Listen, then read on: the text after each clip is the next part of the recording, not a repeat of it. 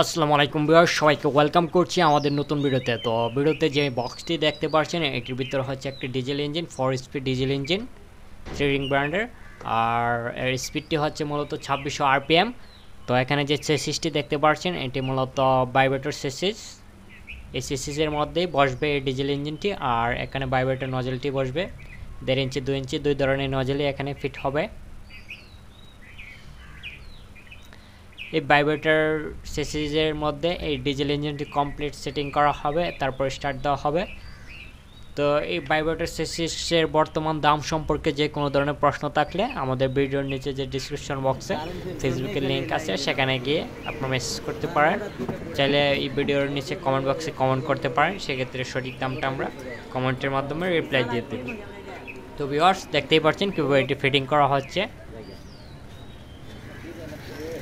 বর্তমান সময়ে যেহেতু কারেন্টের লোডশেডিং বেশি হচ্ছে, তাই ভাইব্রেটর মোটরের পরিবর্তে অনেকে আবার ডিজেল ইঞ্জিনগুলো কিনছেন। সো এই ডিজেল ইঞ্জিনটির ওজনটি মূলত হচ্ছে 44 থেকে 50 কেজির মধ্যে।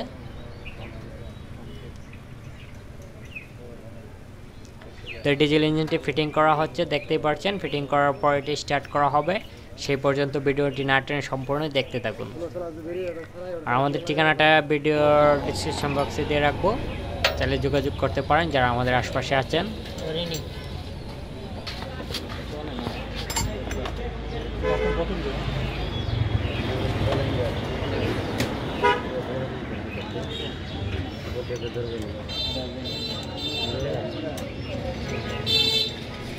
এখানে যে নজেলের বক্সটি দেখতে পাচ্ছেন এটি মূলত 2 ইঞ্চি সাইজের ভাইব্রেটর নজেল।